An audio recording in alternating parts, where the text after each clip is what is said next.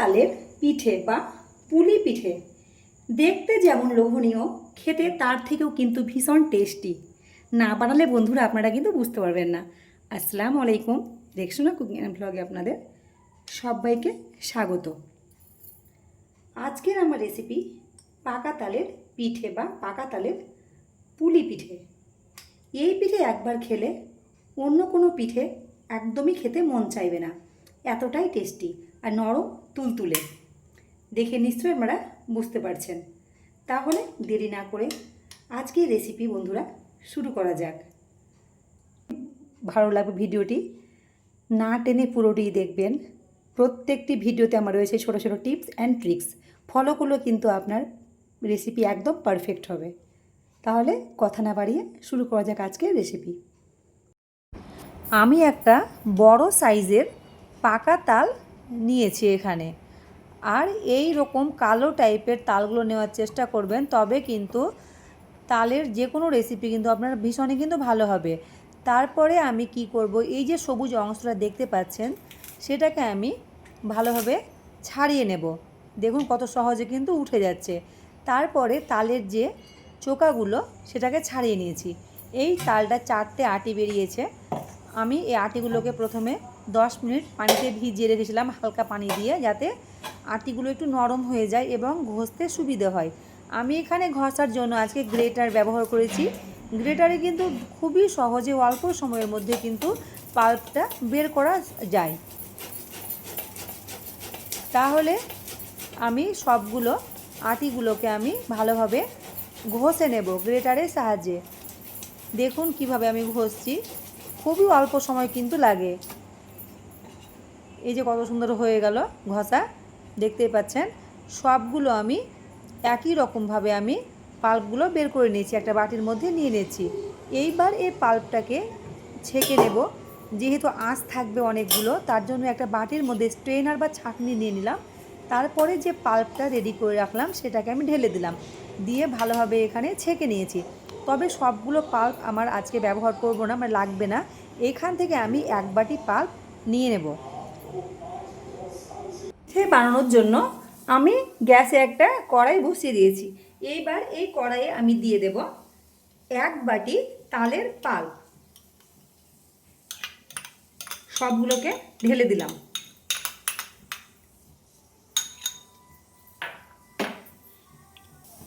এইবার আমি এখানে দিয়ে দিলাম হালকা করে লবণ, দিয়ে তালের পাল্পটাকে আমি একটু গরম করে নিব, একটু পাক দিয়ে নিব, মানে সেই 1-2 মিনিট মতো করলেই হবে। দেখতে পাচ্ছেন পাল্পটা কিন্তু খুব ভালোভাবে ফুটে উঠেছে। এই সময় এখানে আমি দিয়ে দিব আতপ চালের আটা।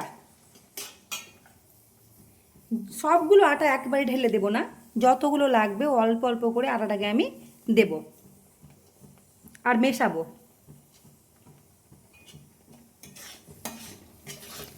খুব একদম পাতলা করব না, আর একটু লাগবে এখানে। আমি আর একটু এখানে চালের গুঁড়োটা দিয়ে দেবো।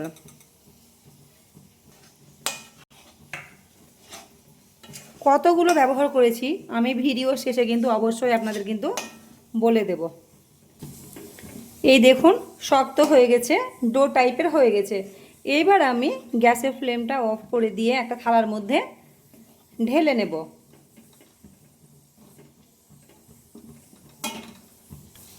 থালার মধ্যে আমি ঢেলে নিয়েছি। এইবার এটাকে আমি একটু ঠান্ডা করে নেব, যেহেতু প্রচণ্ড এখন গরম হয়ে আছে।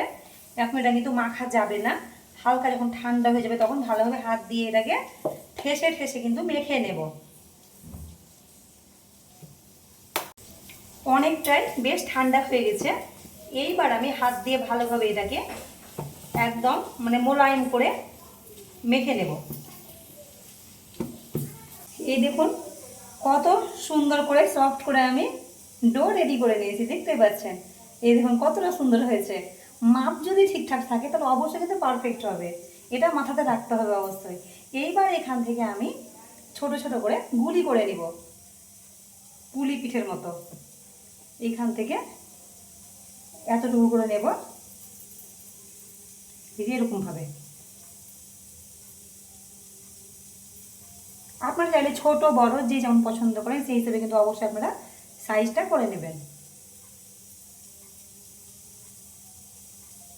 সবগুলো একই রকমভাবে আমি করে নেব।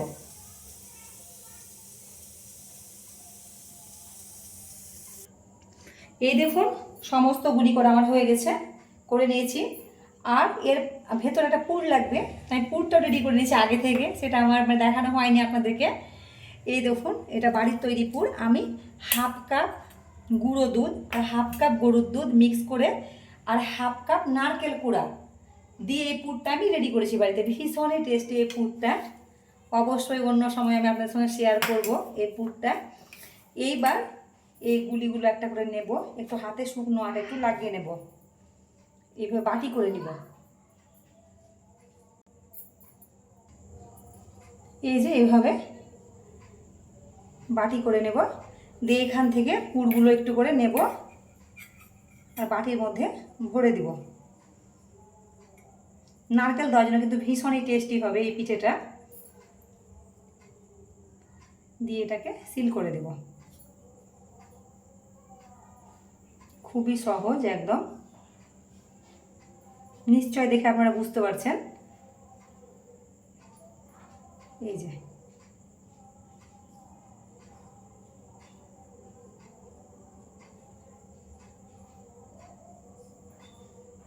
আর এটাকে আমি একটু জাস্ট একটু ডিজাইন দেবো, তার জন্য এরকমভাবে একটু হাতে করে করে নেব, তাহলে একটা কিন্তু খুব সুন্দর ডিজাইন মনে হবে। এই দেখুন একই রকমভাবে আমি সবগুলো রেডি করে নিব। আপনার সুবিধার জন্য আমি আর একটা দেখিয়ে দিচ্ছি। এই দেখুন আর একটা হয়ে গেল রেডি। তাহলে সবগুলো আমি করে নিচ্ছি। আমার সবগুলো পুর ভরে রেডি করা হয়ে গেছে। দেখুন কতটা কিন্তু সুন্দর লাগছে দেখতে। প্রত্যেকটি আমি কিন্তু ডিজাইন করে নিয়েছি। তাহলে এটা তো আমার রেডি। এবার গ্যাসের কাছে চলে যাব। আমি কড়াইয়ে নিয়েছি 1 লিটার গরুর দুধ। এই দুধটাকে আমি জাল করে ঘন করব না। আপনারা যদি আপনাদের কাছে হাতে যদি সময় থাকে তাহলে কিন্তু অবশ্যই এই দুধটাকে জাল করে একটু ঘন করতে পারবেন। তবে আজকে আমি জাল দিয়ে ঘন করব না, এখানে আমি পাউডার মিল্ক ব্যবহার করব। বড় চামচের আমি 1 চামচ দিয়ে দিলাম পাউডার দুধ। ভালোভাবে একটু মিশিয়ে নেব। আর দুধটা আগে থেকে আমার কিন্তু ফোটানো আছে একবার, জাল করা আছে দুধ। এটা পাউডার দুধটা আমার ভালোভাবে মেশানো হয়ে গেছে, দেখুন গুলে গেছে। এইবার দুধটাকে আমি ভালোভাবে ফুটতে দেব, হাই ফ্লেমে একদম গ্যাসটা আমি করে দিয়েছি। এই সময় পাউডার দুধ অ্যাড করলে কি হয়, আপনার সেই রকম জাল করার কোনো প্রয়োজন নেই। দুধটাকে ঘন করার অটোমেটিক কিন্তু আপনার পাউডার দুধ দিলে আপনার কিন্তু ঘন হয়ে যাবে, প্লাস টেস্টটা কিন্তু ভীষণই ভালো আসবে পাউডার দুধ ব্যবহার করার জন্য। আর চিনির পরিমাণটা কিন্তু কম লাগবে, যেহেতু পাউডার দুধ এমনিতে মিষ্টি হয়, তার জন্য কিন্তু চিনির পরিমাণটাও আপনার কম লাগবে। এইবার আমি এখানে 3টে এলাচ মুখ ফাটিয়ে নিয়েছি, দিয়ে দিলাম ফ্লেভারের জন্য। দুধটা কত সুন্দরভাবে ফুটে উঠেছে দেখতে পাচ্ছেন। এইবার আমি এই দুধটাকে 2 থেকে 3 মিনিট এইভাবে আমি ফোটাবো, জাল করে নিব। 2 থেকে 3 মিনিট, বেশি না একদম সময়, 2 থেকে 3 মিনিট জাল করলেই কিন্তু হয়ে যাবে। 2-3 মিনিট জাল করা হয়ে গেছে। এইবার এই সময় আমি ফুটন্ত দুধে পিঠেগুলো যেগুলো আমি রেডি করে রেখেছি সেগুলো একে একে দিয়ে দেব। ঠান্ডা দুধে কিন্তু কখনোই দেবেন না, ঠান্ডা দুধে দিলে কিন্তু পিঠেগুলো ভেঙে যাবে, সাবধানে দিতে হবে। আর একদম কিন্তু নাড়াচাড়া করা যাবে না। 1 মিনিট মতো এইভাবেই কিন্তু ভালোভাবে ফুটতে দিতে হবে। সবগুলো পিঠেগুলো আমার দেওয়া হয়ে গেছে। এইবার আমি কড়াইটাকে হালকা করে একটু নাড়িয়ে দেব। চামচ বা ছেঁচকি বা খুন্তি যাই বলুন, কিছু কিন্তু ব্যবহার করা একদমই যাবে না। এইভাবে আমি 1 মিনিট পর্যন্ত ফোটাবো। 1 মিনিট হয়ে গেছে। এতক্ষণ কিন্তু গ্যাসটা আমার হাই ফ্লেমে ছিল। এইবার আমি হালকা করে নাড়বো, একদম হালকা করে নাড়তে হবে। তারপরে আমি ফ্লেমটাকে লো টু মিডিয়ামে রেখে দেবো, দিয়ে 6 থেকে 7 মিনিট অবধি কিন্তু এটাকে আমি রান্না করব, পিঠেটাকে মানে সেদ্ধ করে নেব। এই দেখুন একটাও কিন্তু ভেঙে যায়নি, দেখুন। আর সর জমেছে উপরে, কত সুন্দর লাগছে দেখতে। এইবার আমি ফ্লেমটাকে মিডিয়াম করে দিলাম। ফিরে আসছি আমি 6-7 মিনিট পরে। 6 মিনিট পরে আমি ফিরে এলাম। দেখুন কতটা কিন্তু সর জমেছে, আর দুধটাও বেশ ঘন হয়ে এসেছে। এই সময় আমি দিয়ে দেব চিনি। এখানে আমি 3 টেবিল চামচ চিনি নিয়েছি। আপনারা আপনাদের পছন্দ অনুযায়ী, স্বাদ অনুযায়ী, যে যেমন মিষ্টি খেতে ভালোবাসেন সেই হিসেবে অবশ্যই কিন্তু চিনিটা দেবেন। খুব একদম মিষ্টি বেশি ভালো লাগবে না, তাই জন্য আমি একটু চিনির পরিমাণটা কম রেখেছি, যেহেতু এখানে গুঁড়ো দুধ ব্যবহার করা আছে তার জন্য। এইবার যেহেতু চিনি অ্যাড করলাম, এখানে কিন্তু দুধটা একটু পাতলা হয়ে যাবে, তার জন্য আমি এই দুধটাকে আবারও 2 থেকে 3 মিনিট ফোটাবো। তারপরে গ্যাসের ফ্লেমটা অফ করে দিলে কিন্তু একদম রেডি হয়ে গেল তাল পিঠে, ভীষণই টেস্টি। তাহলে আমি ফিরে আসছি 3 মিনিট পরে। 3 মিনিট পরে আমি ফিরে এলাম। দেখুন বেশ অনেকটাই ঘন হয়ে গেছে। এই সময় আমি গ্যাসের ফ্লেমটা অফ করে দেব, কারণ ঠান্ডা হয়ে যাওয়ার পর এই পিঠেটা কিন্তু আরেকটু মানে দুধটা ঘন হয়ে যাবে।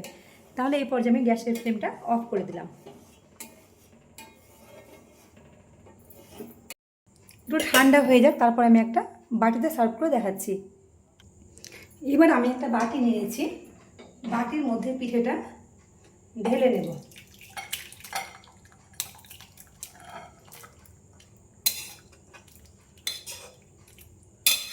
দেখে নিশ্চয়ই বুঝতে পারছেন পিঠেটা কতটা লোভনীয় হয়েছে।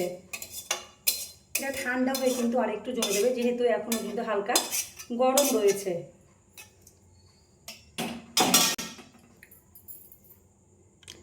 সবগুলো পিঠে আমি সার্ভ করে নিয়েছি। দেখতে পাচ্ছেন কতটা লোভনীয় লাগছে, কতটা সুন্দর লাগছে।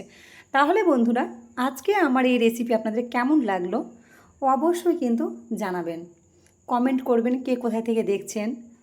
আর আজকে আমার এই ভিডিওটি আপনাদের একটুও যদি ভালো লাগে, আমার চ্যানেলটিকে সাবস্ক্রাইব করে পাশে থাকা বেল আইকনটি কিন্তু অবশ্যই প্রেস করে দেবেন।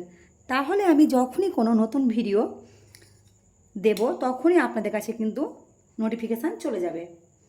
তাহলে এত সহজ, এত টেস্টি একটা রেসিপি আপনার সঙ্গে শেয়ার করলাম, অবশ্যই কিন্তু কমেন্ট করে জানাবেন কেমন লাগলো। তাহলে বন্ধুরা, আবার দেখা হবে, কথা হবে পরের ভিডিওতে। সবাই ভালো থাকবেন, সুস্থ থাকবেন।